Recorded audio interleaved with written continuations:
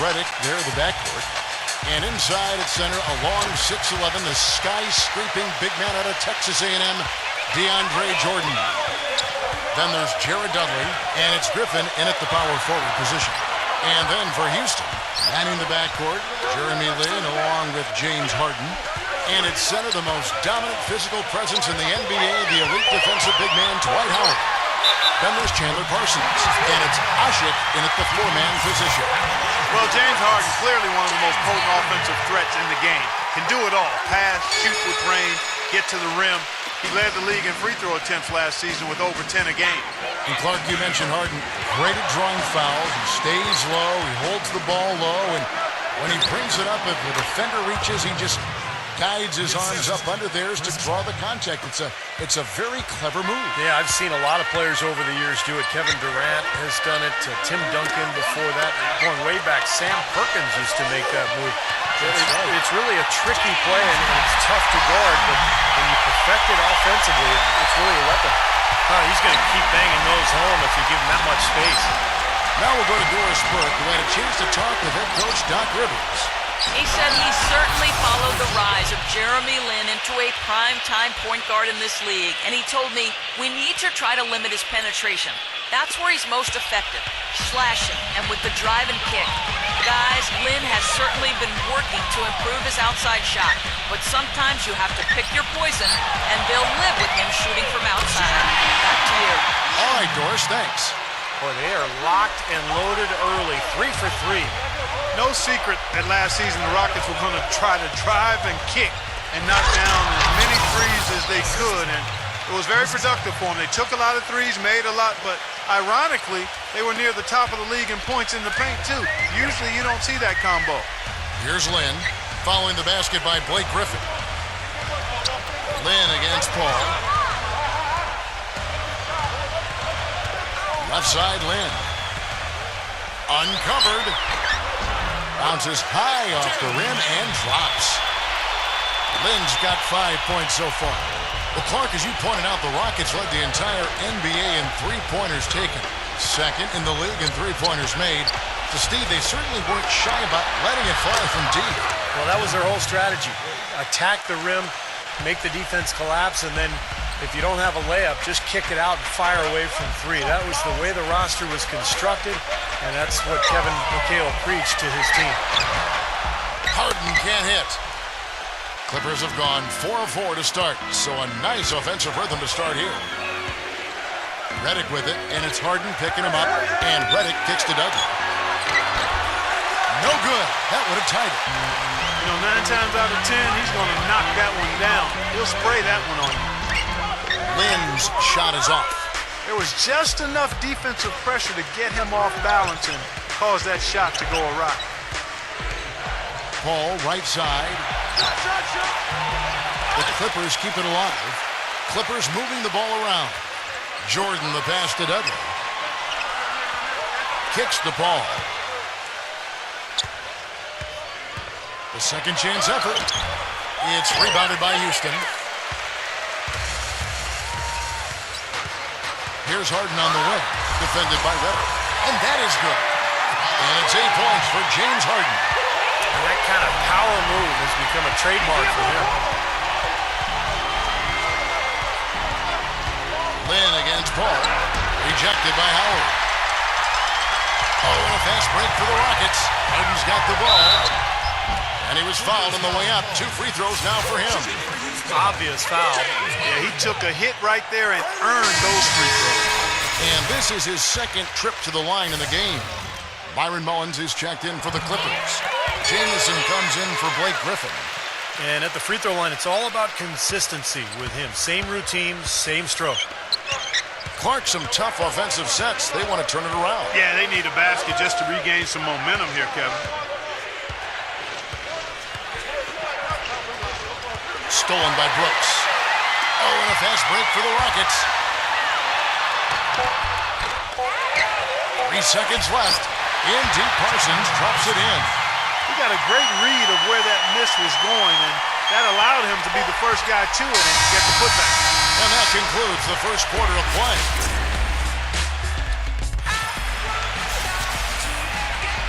Welcome back, folks. We'll see if we're in store for a more tightly contested quarter as we move here into the second.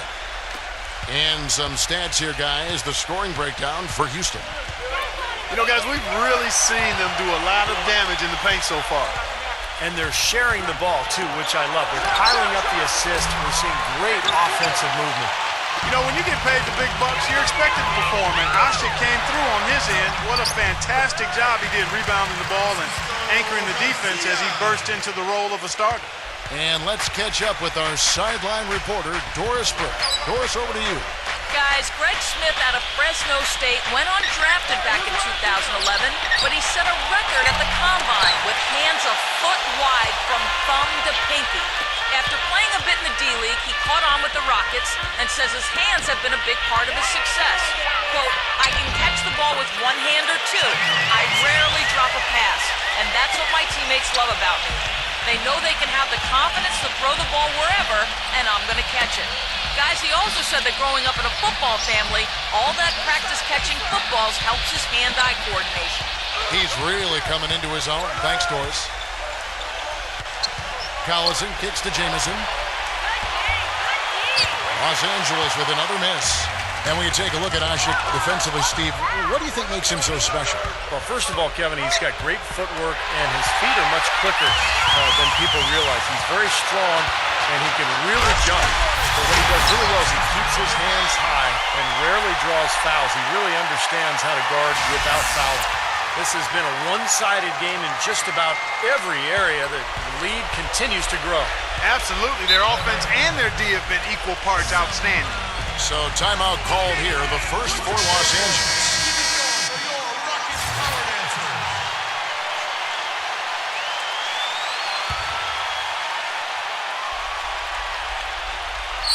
Second quarter, we're a little over a minute and a half in. Crawford with the ball. Now defended by Garcia. Nice shot by Jamison. Looked like they found the soft spot in the defense there. Jamal Crawford has always been a steady scorer, an explosive scorer, really, and he's been something of a journeyman, too. Over the course of his 13 seasons in the league, he's played for 6 teams, and get this, 16 different head coaches. Wow. Back to Brooks.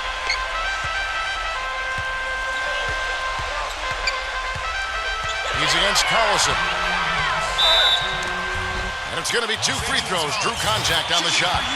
And for Crawford, 16 different head coaches. Steve, that's incredible. Do you think that lack of continuity can hold a player back and chip away at his game? Well, it doesn't help, that's for sure. I mean, Crawford has always been productive, but it does make you think, what if he had been lucky enough to go to an organization with great stability, maybe to San Antonio with Greg Popovich, but hey, you just got to play the hand that you're dealt, Kev. Collison dishes to Dudley. A three-pointer off the mark. More often than not today, those shots have not dropped for him. Outside, Garcia. From deep three-point range, from beyond the arc, and then some. Garcia's got 5 points now in the quarter.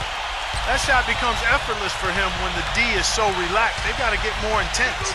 Boy, you look at the Clippers, and they clearly are one of the most entertaining teams in the NBA. One of the outstanding team shows you'll see.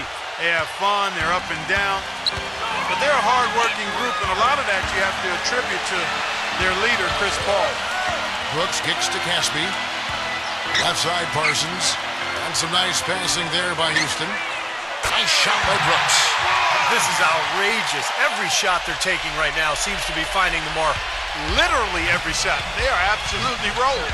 Well, Clark, as you were taking a look at the Clippers, they are a fun team, an amazing product so far with big names all around. But, you know, Steve, they've got to work hand in hand to make sure they're always at their best and not take things for granted.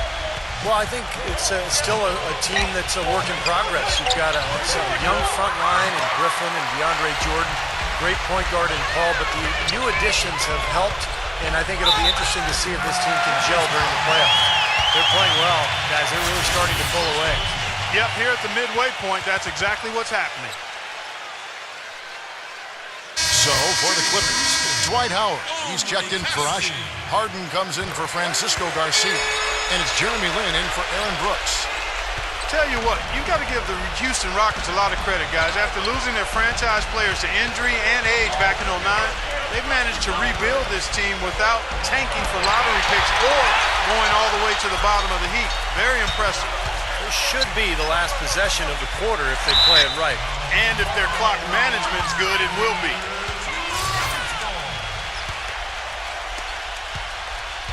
And here is Paul, looking for his first basket still in this one. The Rockets pull it in.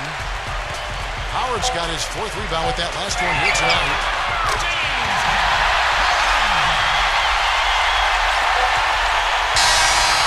And through the first half, a pretty lopsided affair. Now, presented by Sprint. The weekend is in full swing on a Saturday night. Glad to have you along with us. Out in Houston, the Rockets with the lead against Los Angeles. It's been a scintillating open court attack. They hold a major advantage in fast break points. James Harden not having any difficulty scoring against Los Angeles. I tell you, when you're knocking down 57% of your shots like he did in that half, it makes it so easy.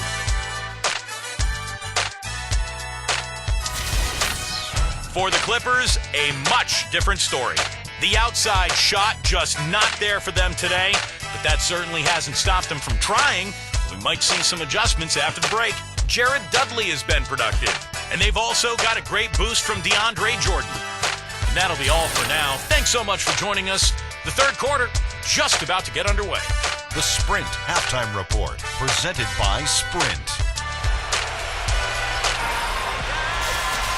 And as we welcome you back, we begin our second half. So far, not a tightly contested game, guys, but, anything can happen. Just a fantastic game for Harden. 13 points, and he's got 2 baskets from out in three-point land. I'm sure they'd like to get him a few more of those, so look for them to run some screens for him, try to pop him open. But they'll get another chance.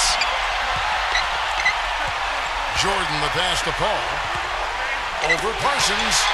Well, an 8-rebound advantage like the one they have now is always going to swing the score hard in that team's direction. And that's certainly been the case today. Their rebounding has made a huge difference. The easiest way to do it sometimes is with the bounce pass. Well, the Houston fans could be forgiven for not having heard of Umir Ashik when the Rockets signed him as their starting center a season ago. He was a second-round pick out of Turkey in 08, a backup in Chicago, but he's quickly shown himself to be a key piece of this promising young core.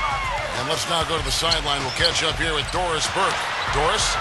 Hey, Kevin. Well, for the Los Angeles Clippers, the pieces seem to be coming together for a deep run.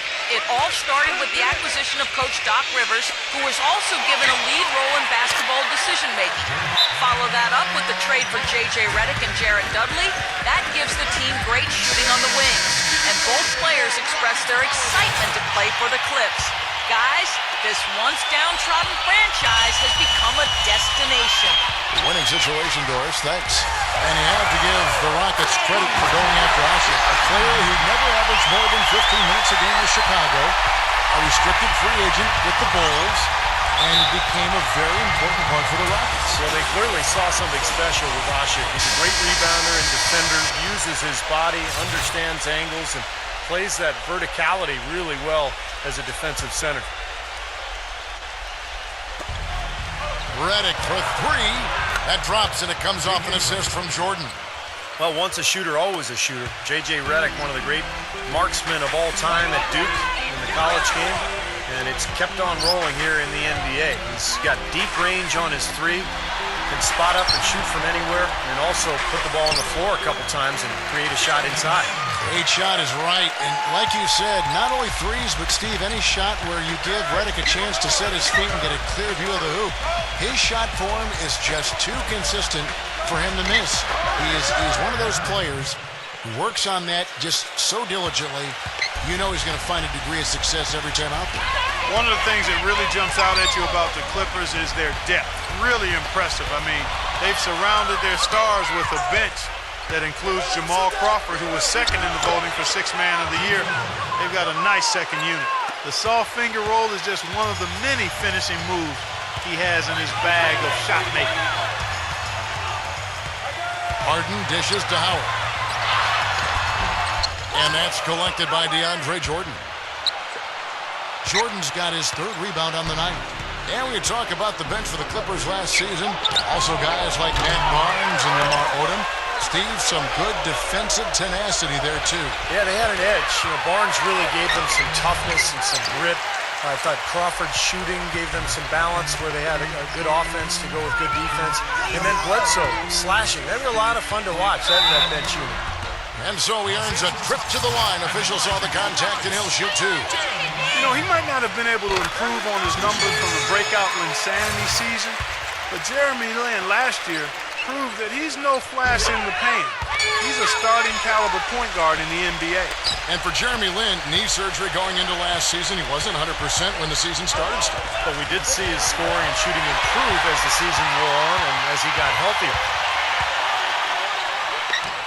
And that one's good. Lin's got 13. He's created some good opportunities for himself and made the most of them. Ball against Lin. The drive by Paul. The shot no good. The Rockets go the other way with it. And that'll increase their rebound advantage. They've definitely been winning that battle on the board. Well, the main thing is they haven't allowed many second chance opportunities. And that is always going to allow you to maintain your lead. Now 8 seconds separating the two clocks. Griffin a screen on Lin. Paul kicks to Griffin. There's the lob to the hoop. Out of bounds. Houston takes possession. Looked like some miscommunication there offensively. Those guys were not on the same page. Houston's gone 1 of 2 from beyond the arc since coming out of the break. Harden outside for 3. Can't get it to go. Here's Paul. And Dudley kicks to Redick. Shot's good. Redick's got 7 points for the quarter. Late reaction from the defense, and he's always going to make good on that. Harden. He got it up in time, but it wouldn't fall for him. The 3 quarters of play all in the books, and this one all. Welcome back. 4th quarter action starting up in what has been a one-sided show. And some stats here, guys. The scoring breakdown for the Rockets. And they continue to run and gun throughout the game, guys. Another factor here tonight has been the amount of points they've scored off turnovers. Lin against Collison. Now here's Lin. He's guarded closely. Smooth as silk on the finger roll. Lin's got the first field goal of the 4th quarter here for the Rockets. Garcia against Collison.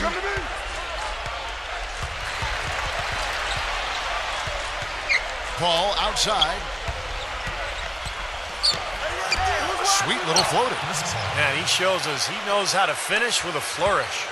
Houston's gotten 2/3 of their three-pointers to fall tonight. They're 6 of 9 overall. Lin kicks to Garcia. Back to Lin. And the 3 off target. He's not exactly striping them from deep. He had 1 3-ball in the first half, still bageled in the second. This could get even more out of hand if they continue to put up points. What an offensive performance it's been. That's good. 8 points for Chandler Parsons. And Los Angeles guys shooting 43% from the field. And it's Paul penetrating. Crawford. Collison with it. And there's the feed to Paul. Back to Collison. 6 on the shot clock. Crawford outside. From past the arc. Offensive rebound. Griffin passes to Mullins. And count it. 2 points with a chance for 1 more at the free throw line. Boy, where was the box out? Too easy on that second chance opportunity. Yeah, no box out is what happened there. Those kind of mistakes on the glass will kill a team. Well, it certainly had the makings of a great story. Harden versus his old team, the Rockets coming back with a big Game 5 win. If they could get Game 6, they'd be able to force that final 7th game and maybe pull off the upset, but it wasn't meant to be. Paul with the ball, and it's Lin picking him up. And it's Paul penetrating, rejected by Lin, and he recovers it. Here's Griffin. And it's Lin with the rebound. excellent, really solid job, actually, by the defense to get in his way as he was going up for that one. Well, going back to the Rockets in the postseason, a lot of people have them picked to get steamrolled. But Steve, they put up a solid fight and really turned some heads with how they played. Well, the easy answer was because of the Westbrook injury. That's how Houston was able to really take Oklahoma City deep into that series. But I think there's more to it than that. The Rockets have tremendous offensive firepower. I think they're gaining momentum as a franchise. And heading into this year, I think they're one of the scariest teams in the conference. Here's Garcia. That drops and it comes off an assist from Brooks. Garcia's got 4 points now in the quarter. And that puts a cherry on top, so to speak, of what's been a phenomenal showing for them. All over but the whining now, Steve. A little bit of a defensive breakdown there. He's not the guy you want to leave open on the perimeter. You've got to stay attached to him. Smith outside. Back to Brooks. Garcia guarded by Crawford. Here's Smith. And the officials whistle a foul on the shot. The bucket's good. He'll go to the line. Los Angeles making a switch here. Brewers checked in. Yeah, he is a powerhouse, guys, especially when it comes to attacking the rim. Yeah, if you're in the way as he's going up for a slam, he might dunk you with the ball. That's how strong he is, and that's the kind of attitude he brings with that power. Collison working against Brooks. He kicks it to Jamison. Rebound by Smith. I tell you what, folks, I bet he won't miss that shot next time he takes it. Here's Brewer. And it's the Clippers with the rebound. Well, as far as jump shots go, that's as high percentage as it gets. I'm not sure how that didn't go down. Pass to Bullock. Feeds it to Mullins.